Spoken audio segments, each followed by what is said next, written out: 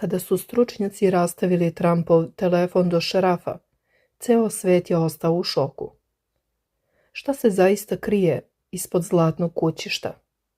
Ovo je priča koja će vas ili naterati da se zapitate u šta verujete, ili da proverite sopstveni telefon. U moru pametnih telefona gde se veliki brendovi bore za svaki inč ekrana i svaki miliamper baterije, pojavio se jedan uređaj koji je od samog starta izazvao pažnju, podsmeh, ali i nevericu. Reč je o Trumpovom telefonu, zvanično nazvanom T1, uređaj koji je trebalo da bude simbol američkog ponosa, tehnološka ikona napravljena u Sjedinjenim Američkim Državama, ali se kako vreme odmiče pretvara u jedan od najvećih skandala u svetu potrošačke elektronike. Već mesecima kruže glasine, sumnje i otvorene optužbe da je ovaj zlatni telefon sa ugraviranom američkom zastavom obična prevara. Ali sada, zahvaljujući detaljnoj analizi i hrabrom poduhvatu stručnjaka, imamo čvrste dokaze. Pripremite se jer istina koja izlazi na videlo mogla bi da razbije svaku iluziju o američkom snu u tehnološkom svetu. Zamislite da ste među stotinama hiljada ljudi koji su poverovali da pristupaju rađanju jednog potpuno novog američkog tehnološkog simbola. Zamislite da vam je predstavljeno nešto što bi trebalo da bude odgovor na dominaciju najvećih svetskih proizvođača telefona. Uređaj koji nosi snažnu političku poruku, zlatno kućište, američku zastavu i obećanje da iza njega stoji povratak proizvoda u Sjedinjene Američke Države. A onda samo nekoliko dana kasnije stručnjaci rastavljaju taj telefon, šeraf po šeraf, skeniraju ga do najsitnijih detalja i otkrivaju nešto što niko nije očekivao. Da li je moguće da je jedan od najpoznatijih političkih brendova na svetu završio u centru tehnološke afere koja iz dana u dan postaje sve veća? Da li je moguće da je telefon koji je reklamiran kao simbol američke proizvodnje zapravo mnogo bliži jednom već postojećem modelu nego što je iko želeo da prizna? I šta zapravo znači činjenica da su stručnjaci uspeli da zamene ključne komponente između dva uređaja i da ih bez problema pokrenu? Ostanite sa nama do kraja jer ćemo proći kroz svaki detalj priče koja je izazvala buru među tehnološkim analitičarima, kupcima, političkim komentatorima i samim Trumpovim pristalicama. Ako pratite tehnologiju, politiku ili jednostavno volite priče u kojima se velika obećanja sudaraju sa stvarnošću, obavezno ostanite do kraja. Napišite u komentarima da li biste vi kupili telefon samo zbog poznatog imena koje stoji iza njega ili biste prvo sačekali nezavisne testove. Podelite video sa prijateljima i recite nam da li mislite da je ovo samo marketinški nesporazum ili nešto mnogo ozbiljnije. Priča počinje sredinom juna 2025. godine kada su Donald Trump mlađi i Eric Trump predstavili Trump Mobile i telefon T1. Ideja je predstavljena kao patriotska alternativa velikim tehnološkim kompanijama. U fokusu nije bio samo uređaj, već čitav mobilni ekosistem. Pored telefona ponuđen je i mobilni paket od $47,45 mesečno. Broj koji simbolično upućuje na činjenicu da je Donald Trump bio 45.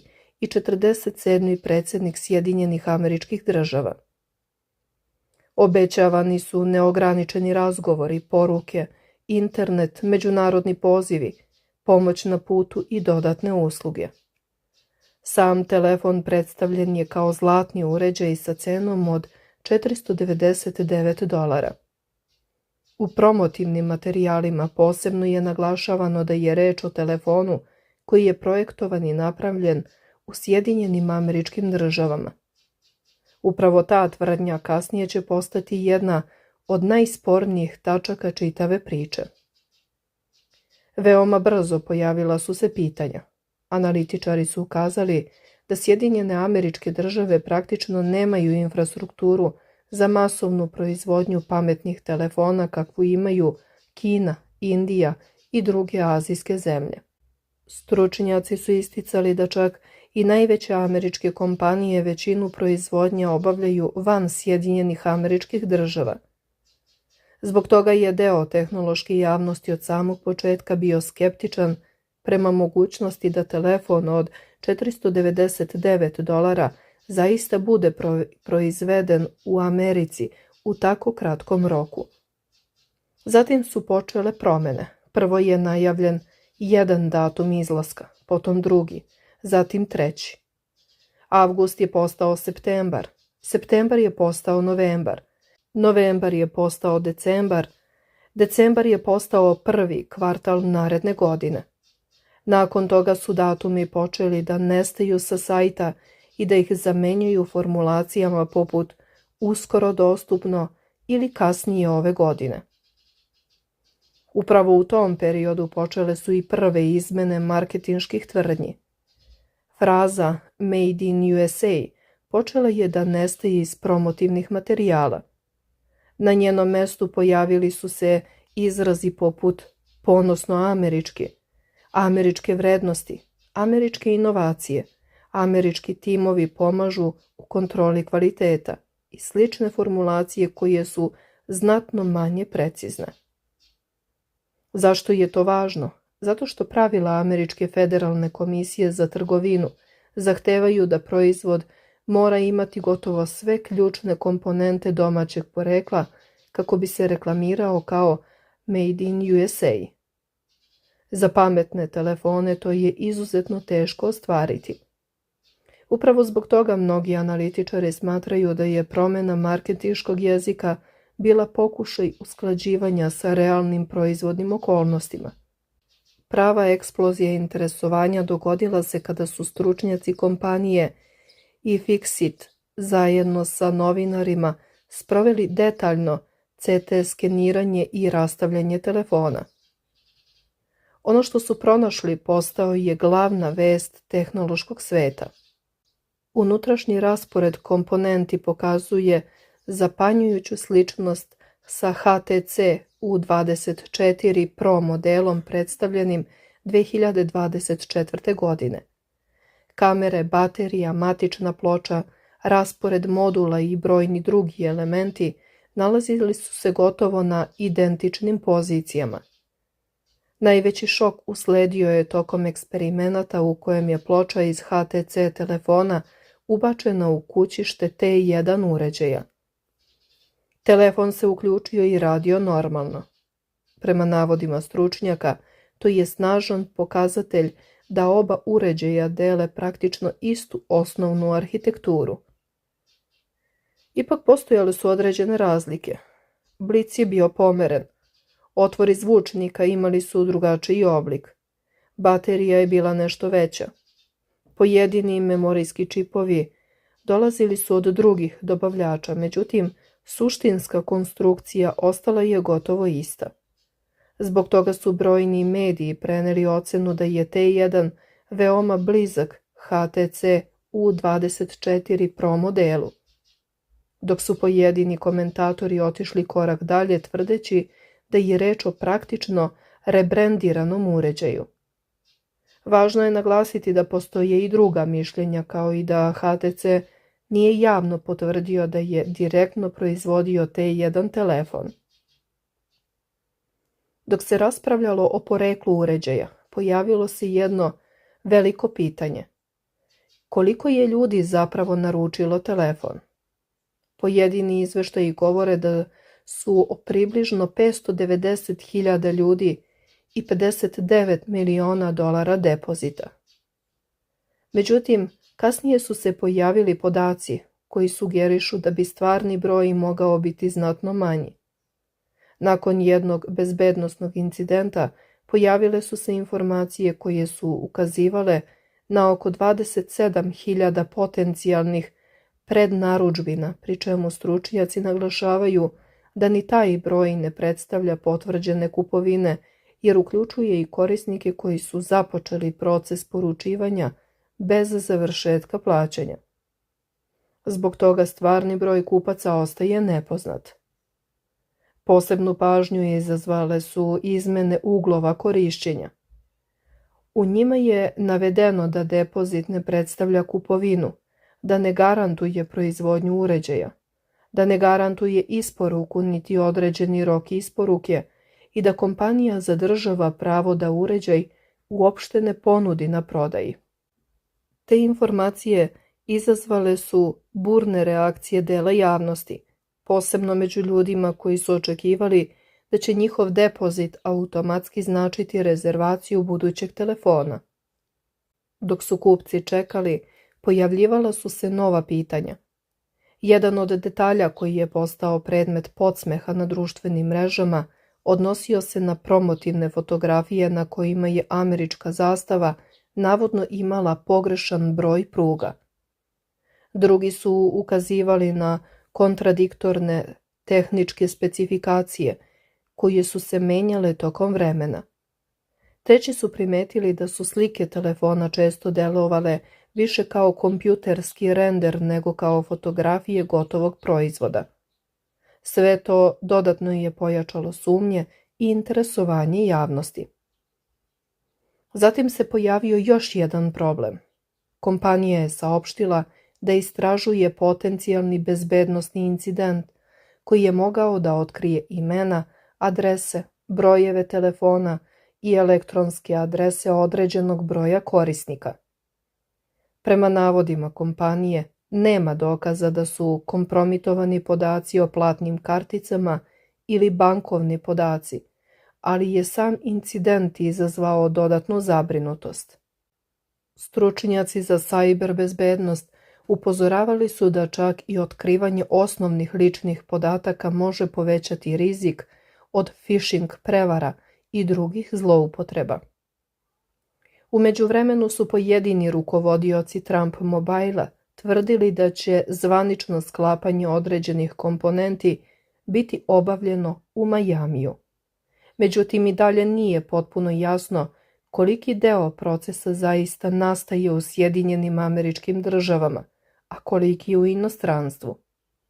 To pitanje ostalo je jedno od centralnih u čitavoj kontroverzi. Analitičari navode da postoji velika razlika između potpunog projektovanja i proizvodnje telefona od nule i završenog sklapanja već proizvedenih komponenti. Upravo zbog toga rasprava o tome šta znači američki telefon traje i danas. Jedan od najzanimljivijih aspekata cele priče jeste činjenica da se telefon pojavio u rukama određenih medija, da je dobio pojedine sertifikate i da postoje fizički primjerci uređaja, ali da su mnogi kupci i dalje čekali svoje porudžbine.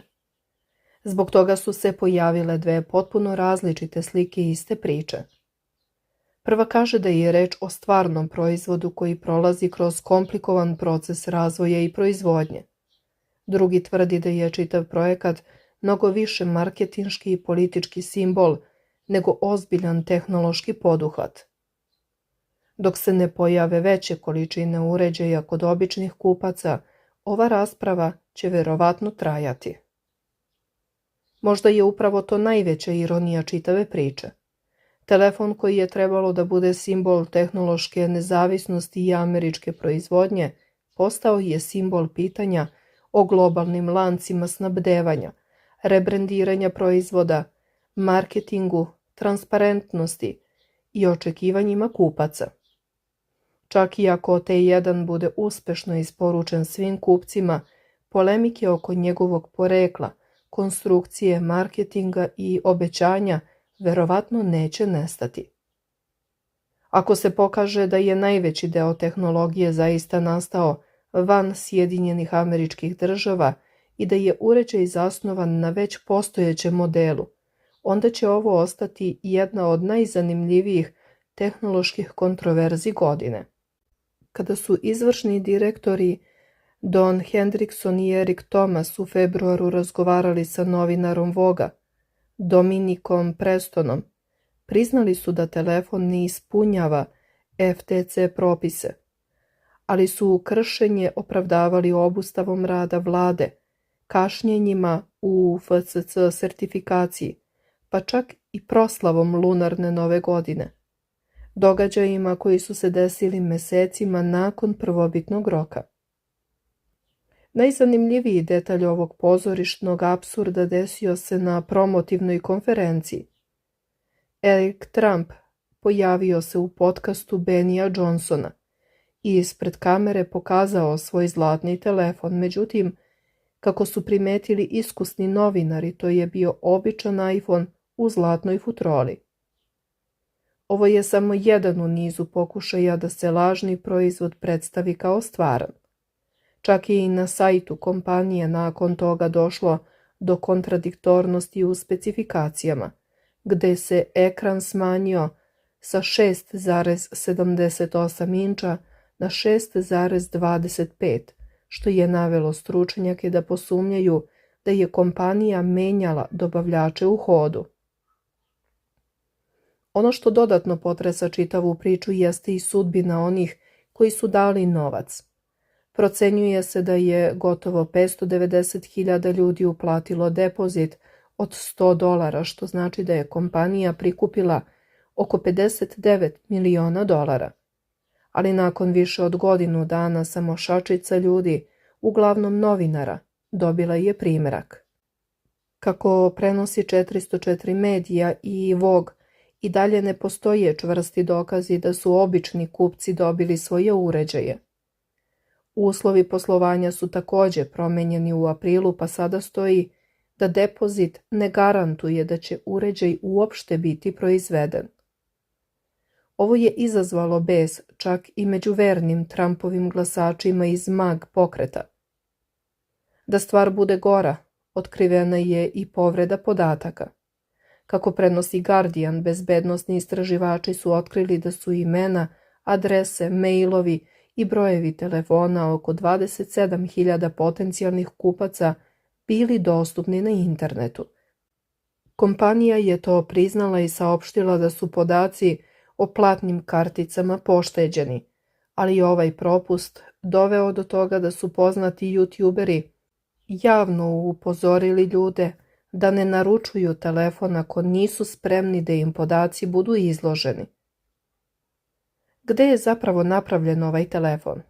Iako su iz Trump Mobila odbili da odgovore na ta pitanja, tvrdeći samo da je napravljen u povlašćenoj zemlji, svi dokazi upućuju na isti zaključak. Isti ODM, Original Design Manufacture, odnosno fabrika u Kini, proizvodi oba telefona. Kako su zaključili stručnjaci iz Fixtija, T1 je jedino mogao biti napravljen u fabrikama koje već imaju kalupe i proizvodne linije za ovaj telefon, a to su fabrike u Kini.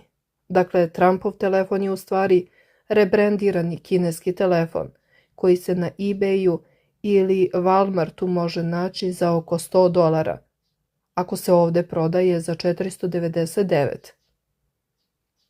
Čini se da su svi aspekti ovog projekta od marketinga preko proizvodnje do korisničke podrške bili osuđeni na propast. Ostaje samo da se zapitamo da li su Trumpovi sinovi koji su promovisali ovaj uređaj bili svesni o čemu se radi ili su i oni bili zavedeni. Kako god bilo, ova priča je ostavila gorak ukus u ustima svih koji su verovali u priču o američkom ponosu. Ono što smo danas vidjeli jeste kako se brend, ma koliko moćan, može survati kada pokuša da prevari potrošače. Na samom kraju, šta mislite vi? Da li verujete da će ovaj telefon ikada stići do običnih ljudi? Ili je ovo samo još jedna u nizu poslovnih avantura sa lošim krajem? Pišite nam u komentaru, lajkujte ovaj video ako ste uživali u analizi i obavezno ga podelite sa prijateljima koji su u tehnologiji. Da li biste vi kupili uređaj zbog specifikacija ili zbog brenda koji stoji iza njega? Ostajemo u iščekivanju da vidimo hoće li se američki san ikada ostvariti u obliku ovog zlatnog telefona.